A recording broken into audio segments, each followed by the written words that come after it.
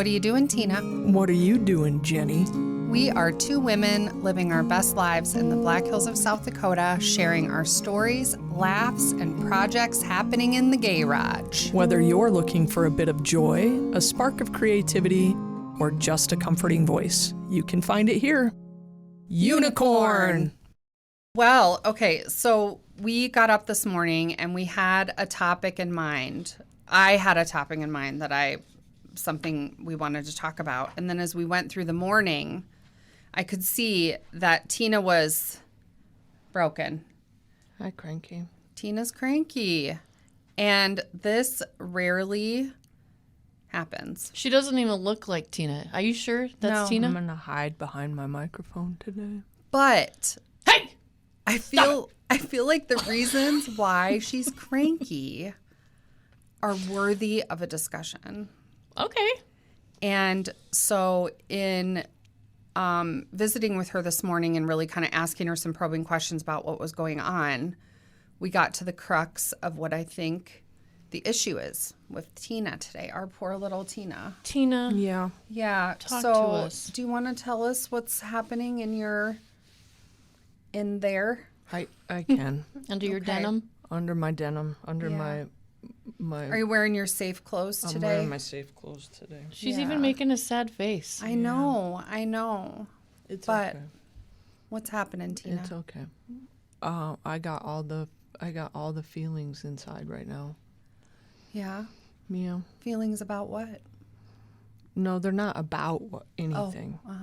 They're just a lot of feelings. They're just, in one moment I can have rage because some lady's reaching down in the passenger footwell going down Mount Rushmore Road at 8 o'clock in the morning. Lady, if you can't find your lip gloss that fell out of your hand, then you should pull over instead of trying to drive in the left-hand lane in rush hour.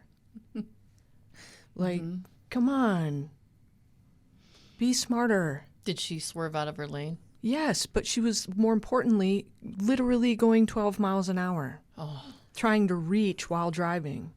So the life coach in me wants to say something like, how is this reflective of your inner condition? No. I can't even say it I with a think straight that's gonna face make right her now. worse. But see now you're gonna piss me off. because I think it's menopausal. Like, this is the shit that happens when you're So this is my problem. I am 2 weeks behind of getting my booster for my HRT. your hormone replacement therapy. Yes, and Bobby is in need. I need Bobby today. Where's Bobby? Can Day. call her. I think Tina, actually, I feel like Tina should go to that office after this and just stage a sit-in in the lobby, and there's no way she's leaving without hormones. They're going to take one look at you and say, come with me. I pre-planned. You have your hospital wristband on? Yeah, I went this morning and they were too slow. And they couldn't figure out how to add the labs that I need to add to Trisha's labs for Bobby for the hormone replacement Yeah. because I also have my normal labs due. Yeah. And so I said, you figure this out. I'll be back. And I walked out. Because I ain't got time for that this morning. Yeah. Now you on your own. Oh my gosh. The tone of her voice is even not. This is not Tina. No, it's not. I don't get like this very often, but right now I can tell you I have right here, I feel in your chest. in my chest, I feel pressure from being behind. I feel anger, like frustration, a little bit of road rage from the lip gloss lady. Yeah. I feel Let's I'm call it. tired. We should name her something. Lip gloss Karen. lady. Yeah, Karen. Oh. I feel tired, but I feel I'm not like tired like people say I'm tired. I'm like spirit tired. I am bone You're weary. tired. You're like the kind of tired that a night of sleep doesn't fix. No, Like I you need an unplug, like a vacation. It's not Like a even a real vacation. No, because see, on vacation, for me, I want to do things. Mm-hmm. I need a hermit Like a staycation where no one knows you're home. but I can't be at home because then there's the dogs and there are right, projects. Like I need to disappear for like 3 or 4 days. What is that? Okay, so if we could leave right now, Yeah. or you could leave right now, because Yeah. it's completely okay. I want to just normalize solo travel. I think everyone should do that at some point in their life. So no wrong answer. If you could go away with me or by yourself or you could go anywhere right after this. What would it be? Sky's the limit. Money's no object.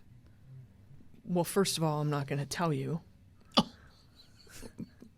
like where I would go because that's the whole point is to be alone. Oh, right. But okay. pretend you're not telling us. Pretend you're not telling us. But yeah. you tell us. Yeah, what does it look like? What is your ideal I want to go unplug? find a cabin in the woods that has no cell service. Right. That's good.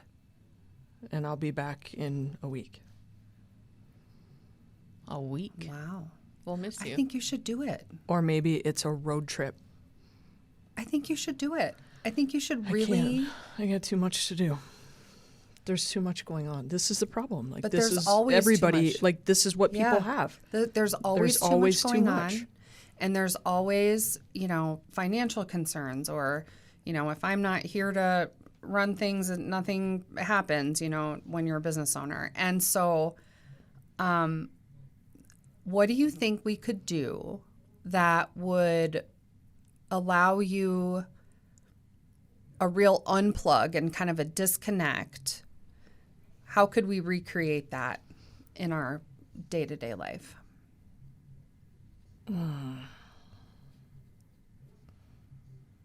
I don't know that we can because that's I feel like that's part of the challenge for people. Not just me sitting here today, but really,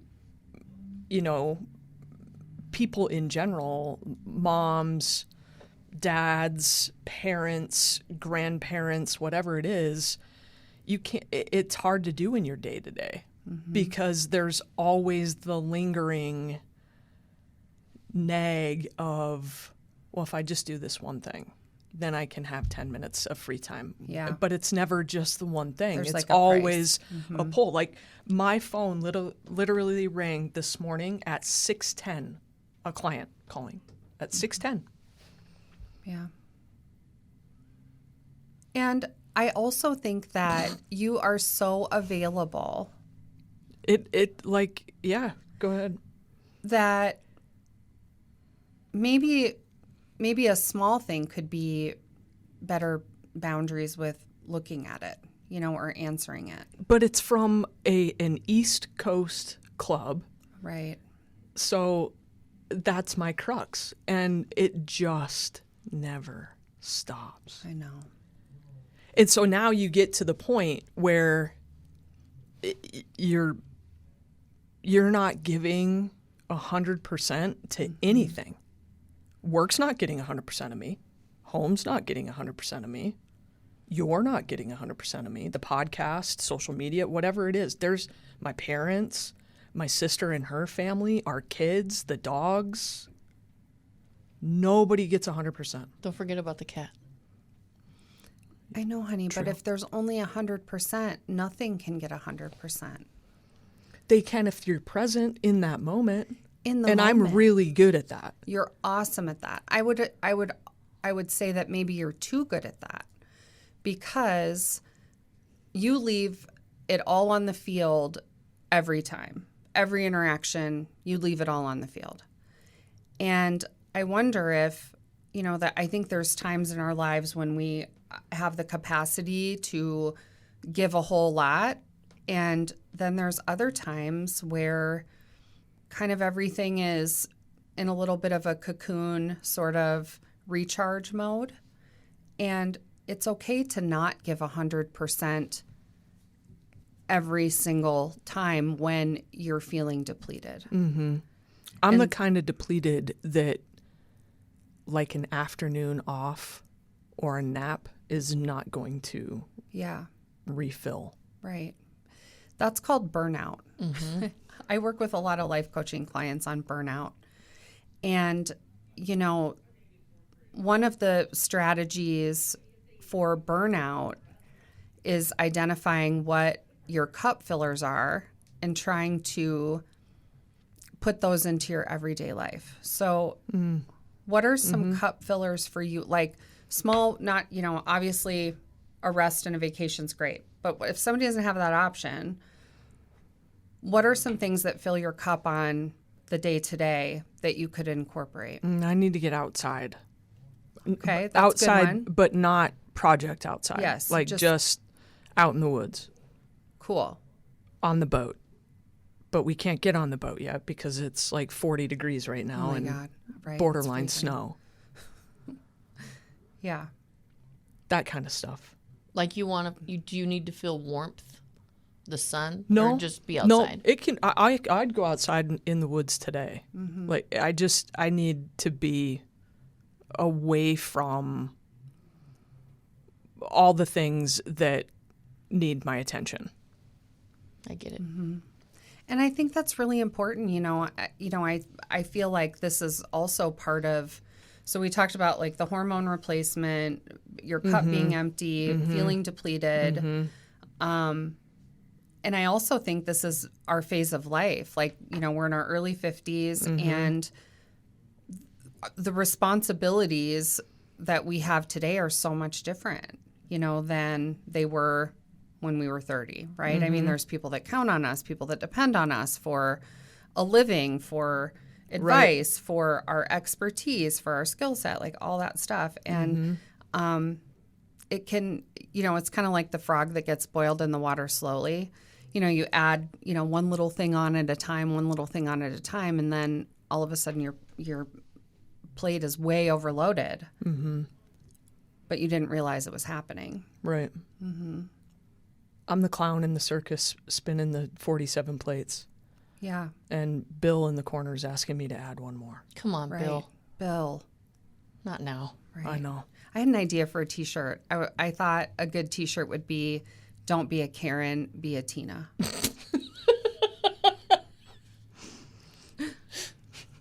I'm not sure how I feel about that. I think it would be good. I'd wear Oh it. my gosh, so funny. So got her that's to where I am laugh. this morning. Well, I love you where you are this morning. Oh, no, thank you. I love you too. I sorry feel you're- it right here. Yeah. Oh. Do you ever scream in the car? No. You should try that. I've done that. Have you? Oh my gosh, Really? it's Yeah. the best Like release. out loud? You just go Like nuts. just go crazy. Just let all your emotions. all just, of it. Really? And you can say whatever you want, and you can Yeah. that unleash I a do. verbal tirade, but really, I did it the lip gloss lady today. but you have to scream. The lip gloss lady got it. Did it? Was your throat sore afterwards? No. Then it wasn't No, you enough. need to scream, like literally as loud as you can. Scream in the car. I'm telling you, it's a pro tip. Can't I just like go hug a tree? That always, like literally hug a tree? That always makes me feel What if better. there's sap and you get Listen sap to on me your now. shoe? I sound like I'm choosing violence, and Tina's gonna hug a tree. I'm like, go scream in the car. There and is a Tina's like, "Let's particular hug oak trees." tree in the yard that Oh yeah, I know the one. I like to It hug. is very grounding Yeah. to touch a tree. I take my shoes and socks off and hug that tree. Oh, talk about grounding. I do that a lot too. When I'm feeling like this, Explain what it is first. yeah, I will. Let me get there. Please and thank you. And I'm sorry I'm short. Not vertically challenged, but in temperament.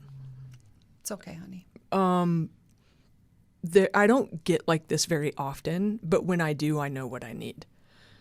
And so grounding for me is really literally reconnecting my body to the earth. So no shoes, no socks, minimal clothes, outside in it. And I will walk the yard, and I try to be alone. So good for you. And there is an oak tree that I will hug, and I feel I feel warmth from the tree when I Like hug almost the tree. like you can sense the tree's roots Like- and the like I'm standing connectedness. under a heat lamp. I know it sounds bizarre. yeah. Sometimes I will smell the pine trees because some of them will smell like butterscotch. Some of the sap, if you get the right pine tree, the sap smells like remember the butterscotch candies that your Yes. grandma had? Oh my God, I Yeah. love those things. It will smell like butterscotch, and that will trigger my grandma for me. Like it brings back memory, and that immediately brings me joy. I feel I'm tapped right now. Yeah. I'm pretty tapped. Yeah. And we were just in Arizona for the weekend. We took Tina's nephew down to hockey tryouts in Phoenix. And so, that was, Yeah, big weekend. big It weekend. was, a lot for him, a 12-year-old, processing the competitiveness of trying to make an elite club hockey team as an out-of-stater that doesn't know any of the other kids on the ice. And there's, you're trying to keep him motivated and keep his emotions in check. And yeah, everybody that has kids who play sports competitively at a high level understands the emotional roller coaster that these kids go through. And sometimes it's what they love to do. Like he loves hockey more than anything in the whole world. But when they're in the throes of a stressful thing like this tryout was for him, it's really hard to watch a 12-year-old try to navigate all of these emotions and feelings. And, Tina's his bestie, and so there was nobody better to take him. But, we weren't his mom and dad. And, we did our best to be good, supportive stand-ins. Feel all the things for him. Yeah. That's another one that it feels I'm not his mom, I'm not his dad. And so my emotional attachment is one of protectiveness. And, coming off of 3 days of that and long travel and delayed flights, and it's just, I'm tired. I'm just, there's a lot going on at work. There's a lot going on here. It's just everybody gets to where they've hit their limit. And then you got to figure out, how do I back that down, or how do I delegate some things that free me up? And my delegation is a booster of my hormones. Do you feel it instantly? I do. I can tell. Like, I knew yesterday. Yesterday is when it started for me. It was front and center. I was like, oh my gosh, I have got to get my labs done. Like, this is crazy. I would love to get my hormones checked. Yeah, I'm low on so testosterone, estradiol, estrogen. Like, I'm going to be low on everything. And honestly, it's been a game changer for Tina to explore hormone replacement and to kind of address your labs and kind of get things where they're supposed to be. It's made a huge difference in energy level, in hot flashes, in I don't have any a more. lot of things. Yeah. I'm really my kind of menopausal state with hot flashes and things of that nature were really last year, and it may have been the year before that, actually. I think it was. I think it was 2 summers ago, because that's when I started the Green Compass gummies. Yeah. So we had our mid-year sales meeting in Nashville, and in July. So let that sink in. Nashville, July, hot flashes. Oh. Yeah. Oh my God. Yeah. Humidity and heat. Yeah. Oh. I came back and I was like, Paige, our dear friend Paige, I need help. And she introduced me to these CBD gummies by a company, called Green Compass. And so within probably 2 to 3 weeks of me taking that, I went from having 30 to 40 hot flashes a day to a handful. Yeah. And I still to this day take one every night. I take a CBD gummy. It's got low THC. You can get them without THC if that's your jam. And they do so much for me. I have zero hot flashes anymore. Yeah. I don't either. I take them too, and it's been amazing. Yeah. I sleep better. So that really was kind of the start of my journey figuring out how my hormone levels were related to my mood and to what I was going through for menopause. Mm-hmm. You know, I had a hysterectomy at a very young age, so I probably hit menopause, premenopause, and then menopause earlier than what a lot of women do who are still have all their parts.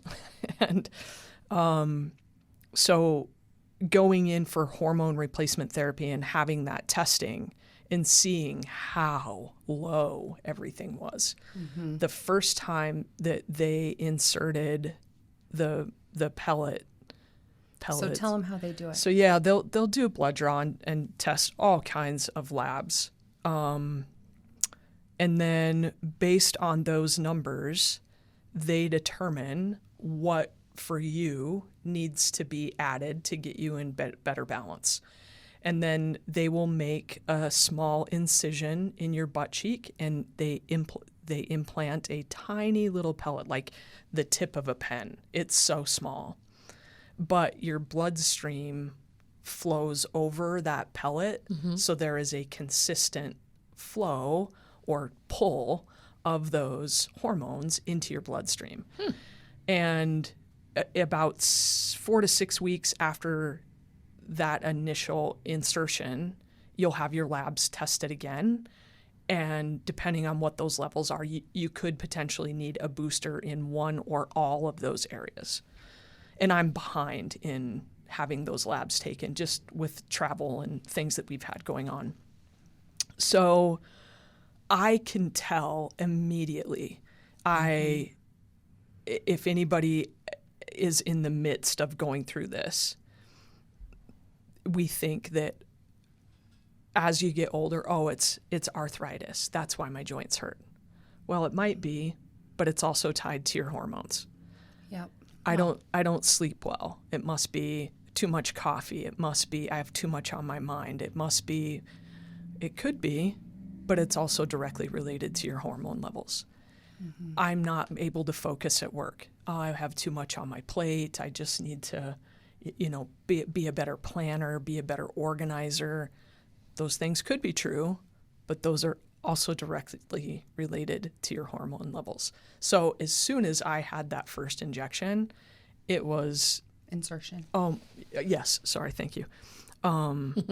Total game changer. Like your ability to focus, your concentration, your energy levels throughout the day. Mm. Can we talk about the sex drive? Yeah. Yeah, we can. Holy cow. Ooh, tell it's me like more. rocket fuel. Yeah, I mean, it is a direct, when you start pre and in the midst and post menopause, there's all kinds of side effects that happen with that. And low sex drive is one of them. Vaginal dryness is one of them, like all kinds of things. And my sex drive was definitely low pre-meeting with Bobby. And now I feel like I have a normal sex drive, and I air quote that word normal. Not complaining. Because it does, it impacts people in so many ways. A low sex drive can also, it reduces the amount of obviously intimacy that you have with your partner. But a reduction in that intimacy is also a reduction in connection, and then it can create some feelings of animosity. And then there is a loss of positive communication. Like there's so many things that it can snowball into. Ripple effects. Yeah.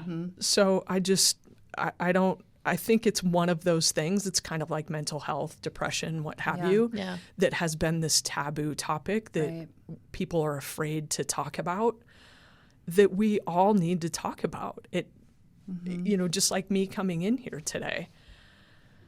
Drug yourself in. Yeah, we almost didn't do the podcast. Yeah. Because I'm like, let's just have a planning session. I'm not really up for it. And then one of you asked me a question. I think it might have been you, Amy.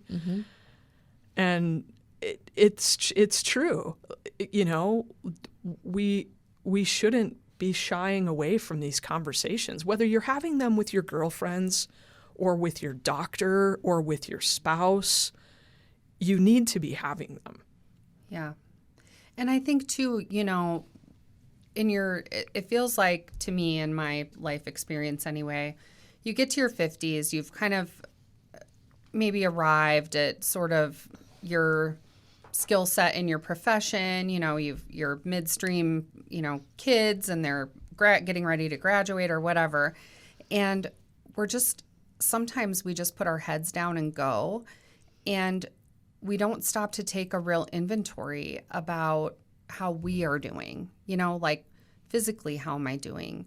Mentally, how am I doing? What does my spiritual condition look like right now? And am I investing back into me so that I can be the best version of me, not only for all the other people, but also for me? Like I'm living in here, And so I think that's super important. I agree. And to take the time, I have this silly saying that I tell the kids and Jenny and my parents, my mom laughs at it. You gotta take time to make time. You do. She said it and I was like, what does that even mean? And now it's kind of one of those ones you gotta sit with a minute. You have to pause. You have to take the time to make time for whatever the thing is, yourself, to take stock in your emotional and mental inventory. Like, how am I? Yesterday, not good. Coming in here today, still pretty empty. Like I said, bone tired, spiritually drained. So what do I need to do to communicate that to the people around me, so they know that it's not them. They haven't done anything. I'm not mad at them for something. This is really a me issue, and I'm the only one that can solve it because it has to be solved by me, for me. It's not, I love you and I appreciate the hugs and, words of affirmation, but those are not going to refill my cup in this way, in this state. I get it. In a lot of ways, in a lot of states, they do. But today, in this state, the only thing that does that is me. Yeah. Is me taking time to rejuvenate myself from within. Right. But for Jenny, it makes her feel good because she's comforting you. Exactly. Yeah. Yeah. I mean, and, I think I'm really proud of you for, so many times I think we stuff it. We don't talk about it. We don't ever show, like never let them see a sweat. We don't ever let our guard down and allow ourselves to be vulnerable enough to say, man, I'm feeling it today. Like I don't have a lot. And, one of the things I do with my team is we do mental health check every morning. So we literally take 5 minutes and we do it with the kids. We pile in my office and I just say mental health check. How's everybody doing today? And we go around the room and I go too. And I try to set the example that it's okay to not be okay every day. Jenny taught me early on. I remember the first time that she said it and I was like, what the hell does that even mean? But she had come home, long day, traumatic day, and said, I am very fragile right now, and I just need you to be all the things. And I was like, okay. And I had to think about, like, what does that mean? You're fragile. Like, you had a rough day. Like, people have rough days. There was a mentally unstable person that ended up at our front door of our office and was trying to break the door down. And I had to, like, put all my weight against the door to keep it closed while the police were on the way. Mm-hmm. It was, and he was completely psychotic. Like, I don't, you know, and that's always worrisome because psychosis is, he's not with himself. Right. Like, he doesn't know what he's doing. And so, you know, I was scared of physical harm, and that was my day. I came home, I, like, walked in, dropped my purse, went straight, didn't even, like, take off my shoes, and went and laid on our bed. In the bed. And, and she was like, I'm very fragile. And it took me a minute. You know, we have these rough exteriors, these strong women, right? Strong, capable women. We don't, like you said, we don't let our guard down. We don't let them in. Don't let them see us sweat, right? The old adage, I'm like a duck. I'm calm at the top, and my feet are, you know, paddling like the Dickens underneath the surface. But it's okay. It's okay to say, I'm feeling a little fragile. I am spiritually tapped out. I am bone tired. My cup is empty. I have nothing to give. And who do you trust to say that to? Because I couldn't come in here to work and say that. I feel like I could say that to you too. For sure, 100%. Or I could say that to Mike or my parents. Yep. So you have to feel in that safe space. Yeah. Yeah. I think. And, you know, I think a bigger question is, how do we create those safe spaces in our day-to-day? You know, that's maybe something for people to think about is who is my safe space, and how am I allowing myself to be in a safe space where I can express how I'm really feeling deep down and just kind of lay it all bare, you know? And maybe somebody's going to hear this for the first time and have it resonate with them, like they've not been able to quite pinpoint what they have felt in the past, and this is going to be their aha moment. So sit with that and do what you need to do. And when you're on the other side of it, ask yourself how you can be that safe space for somebody else. Because I think, again, the more we talk about these things that people are feeling and people are thinking, but may not know how to articulate, the more energy and attention and focus we can draw to those things.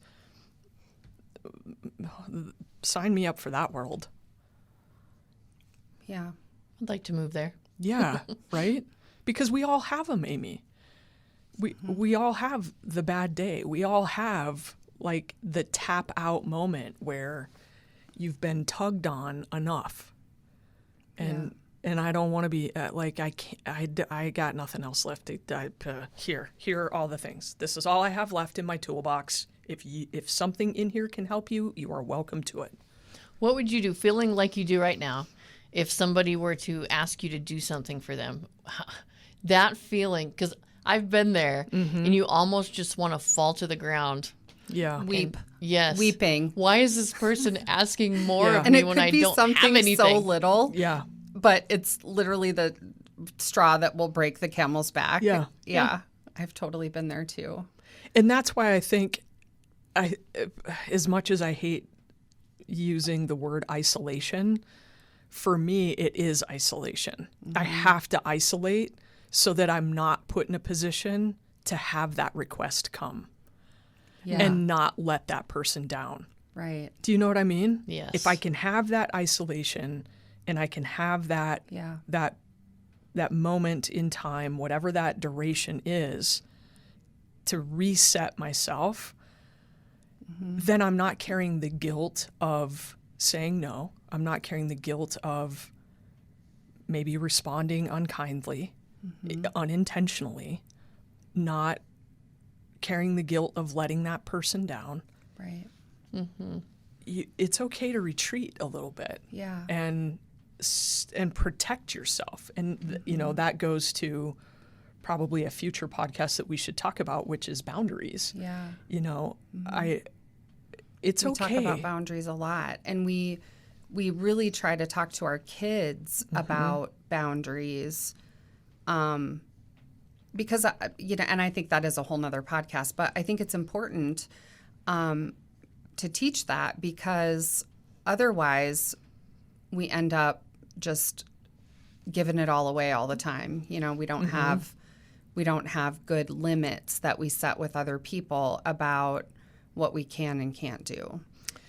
As the kids have gotten a little bit older, especially in this last year where they now both drive and they are a bit more socially responsible with their activities and their phones, and they have a bit more autonomy, we have really tried to make sure that they understand how boundaries are directly related to performance and time management, and that no is a complete sentence.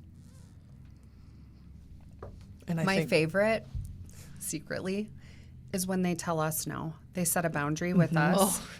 Oh. And my initial reaction is like, what? Excuse me?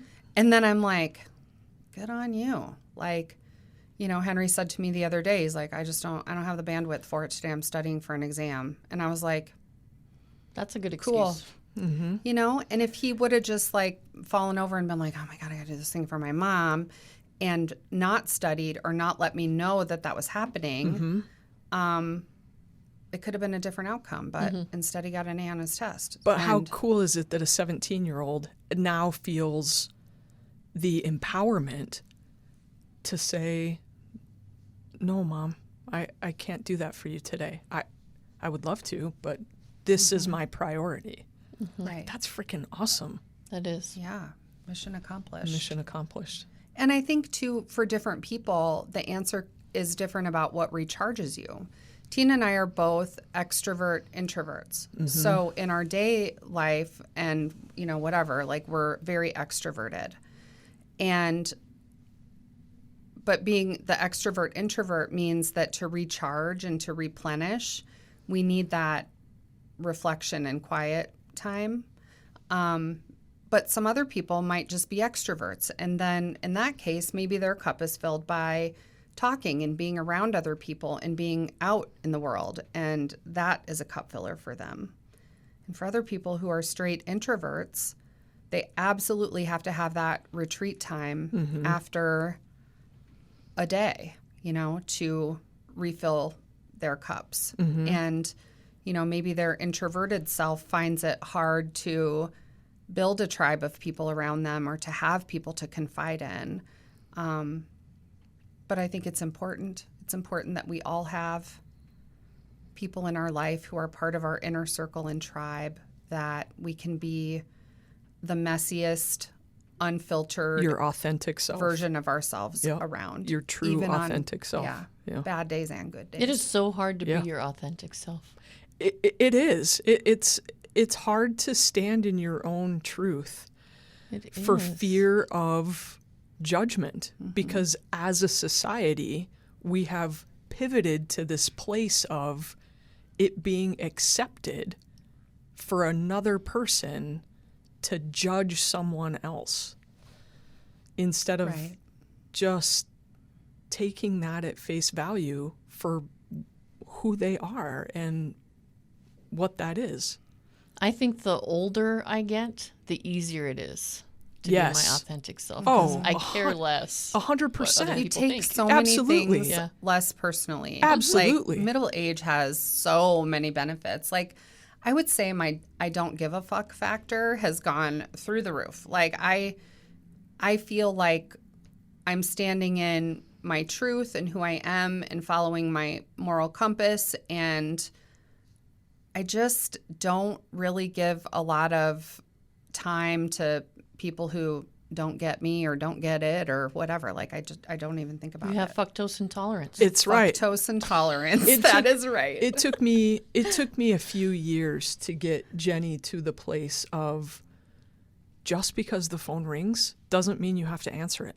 Just because somebody sends you a text does not mean that you have to read it right away or respond right away. That reminds me of something I think about: overwhelm. I used to struggle a lot with overwhelm. And they would be in moments throughout the day, and it could be like, you get 3 text messages, your phone's ringing, and you have 5 emails to respond to, and it's that moment of overwhelm. And one thing that worked for me, I started to stop and ask myself, I'm feeling overwhelmed, but am I really overwhelmed? And once you kind of ask yourself, like, it's a feeling, but sometimes our feelings don't match the reality, right? And so, when I make a list then and I say, okay, I have 5 emails to respond to, 3 text messages, and the phone's ringing. And I have to go deliver something. Something. Or pick something up. Yep. Then I can stop and take stock of my day. And sometimes the answer is yes, I am overwhelmed. One day I did that, and I counted the times my phone rang that day, and it rang 67 times. And I was like, okay, overwhelm's real.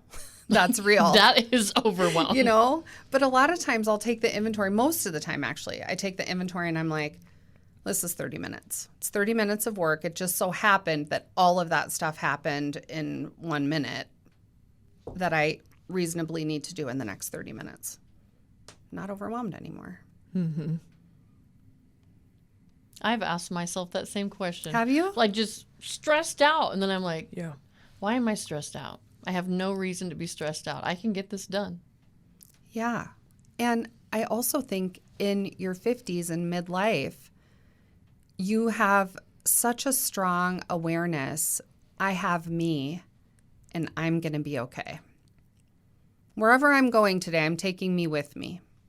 And I know I can count on that girl, So I think, some self-assurance is a good thing too. That no matter what the day throws at you, you're going to be okay. Mm-hmm. You got this. You've made it through every single day so far. Amen. That's true. Yeah. I can't imagine people in their 20s, 30s today versus when we were in our 20s and 30s. And right. having the life distractions of this age of time that we live in at that age, chronologically for myself, I just, my hat goes off to people that are still navigating, defining what their truth is, who they are authentically. I do a lot of that in my coaching business. And I think, the answer evolves and changes. But, one of the things that I see the most in my younger staff, like I have one person that works for me who's 24.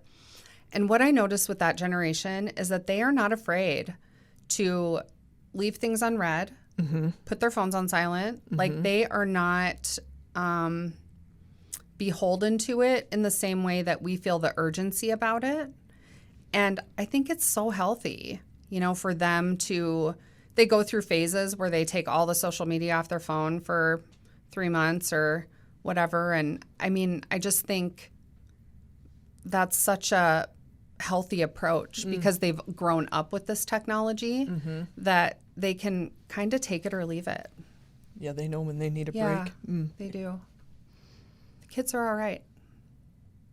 Yeah, there's I can't imagine being that age. Remember we were talking the other day, age. though, about how I feel like younger people today are so much more self-aware. A couple weeks ago, my daughter said to me, "Mom, I'm feeling very unregulated right now." And I was like, "You're 16 and you just told me you're feeling unregulated." I don't think I even knew what that meant or felt like. she was just feeling emotionally unregulated. Yeah. And she told me. She had a lot of emotion that she didn't know what the emotion was that she was feeling and didn't know how to process it. Right.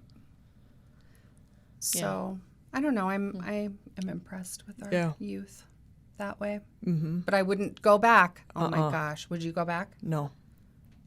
I would. I mean, You would? I would go back to me in my day, Yeah. but would I go back to an age that I was before in today's society? That's a different question. Would you go back and find Jenny? Or would you do it naturally? It happened the way that it was supposed to and when it was supposed to. I wasn't ready for I wasn't ready for her, and I don't think she was ready for me. And I think it took a lot of self-discovery and everything that we went through to land in this place, to be so grateful to find our soulmate. And, it's like when we fell in love, it was sort of like, here you are again. Like, I feel like we have been together in a past life. In a past life. And it was less of a feeling about, like, nice to meet you and more of a feeling about coming home. Yeah. Yeah. Yes. Yeah. There you are. I found you. Tina feels like, Yeah. she's like pure like my childhood. Like, I think of Tina and I think of playing outside and fresh air and dogs and Drinking from the water hose. You know? Just that sort of simple joy. And I think too that we both had unresolved trauma that we needed to deal with individually in order to get us to a place to see each other. 100%. Finding one another before we did, I wouldn't have been able to unwrap the gift in the same way. There you go. And I think Perfectly that said.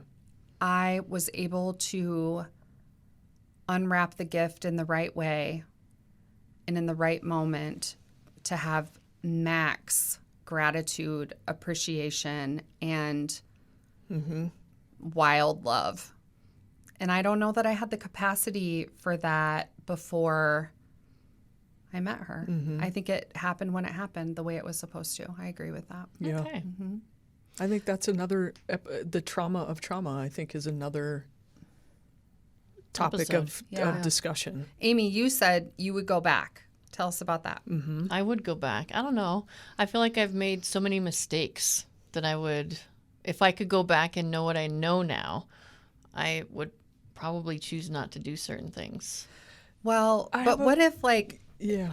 like all of the little decisions, if you could go back and change certain things, that could alter the alters your whole path. future of your path. And maybe you wouldn't be here with What if you would have? What if Michael, your destination would have been different because of that decision? Yeah, that's the thing. I know. Yeah. It's like the crystal ball, right? Everybody wants it. Nobody gets it.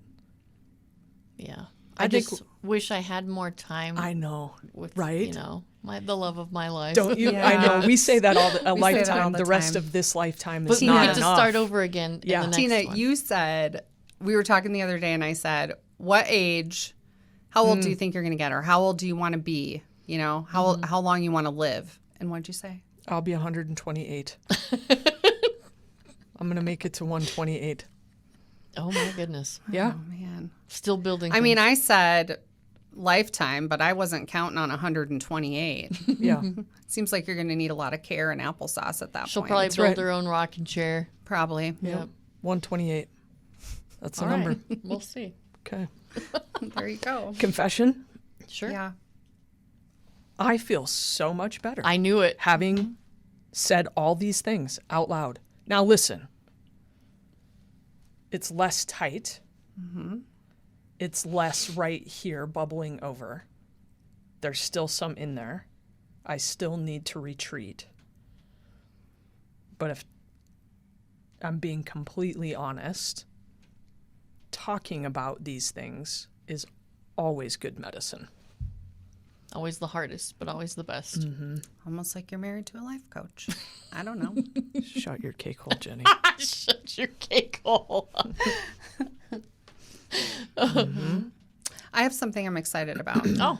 I just have to say. So for the last 10 years, I have had no open time in my schedule. And, I love life coaching. And so I'm giving up some other things in my work to open up new spots for life coaching clients. And so I'm so excited to meet new people. Yeah, you came home and told me that last night. Yeah. You are such a go-getter. Look at you. I'm so happy for you. Oh, my gosh. Look at your face light up when you talk about it. It brings me so much joy. And so, I've been doing some LGBTQ coaching, and I do caregiver coaching, business coaching, personal growth and development, coaching around addiction and sobriety, and it's good. Act now, because my schedule is going to fill up. So if people want to book, you can find me at blackhillsadvocate.com, and you can book online, and we can either meet in person or via Zoom. Love it. I'm so proud of you. That's good. I mean, don't you just feel like aging is such a distillation of, I always think that aging and coming into your own is sort of like more subtraction than addition. It's really sort of shedding all of those things don't serve you or fit you. Yep. And getting down to the table gets smaller. Yeah, the table gets smaller. So anyway, Beautiful. Yeah. Let's give that number and website. Website. www.theunicornprojects.com. The email address is info@theunicornprojects.com. And our phone number is 844-605-5433 or 844-605-LIFE. Beautiful. Well done, you. Yeah, call and ask us some questions. Tell us your comments. Let us know what you think of the podcast. We want to hear all of it, good and bad. Yes. Yeah. Unicorn. Unicorn. Thank you for tuning in to the Unicorn Projects, hosted by Amy Rose with Jenny and Tina. Music by Caroline Kilty. Produced by Russ Haddon. Engineered by Chris Jaquez. It's the Unicorn Projects on the Home Slice Audio Network.